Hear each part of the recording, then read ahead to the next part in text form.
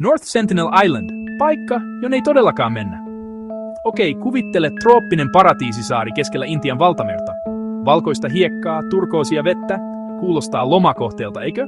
No, ei tällä kertaa.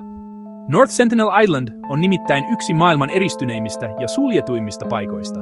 Siellä asuu sentinelien heimo, jotka on elänyt omassa rauhassaan tuhansia vuosia, eikä ne todellakaan halua ulkopuolisia kylään. Jos joku yrittää lähestyä saarta, he ottavat jouset ja keihäät esiin. Ja ei, tämä ei ole mikään legenda, ne on oikeasti puolustaneet aluettaan väkivalloin. Intian hallitus onkin tehnyt koko saaresta kielletyn alueen, eikä sinne saa mennä edes uteliaisuuttaan.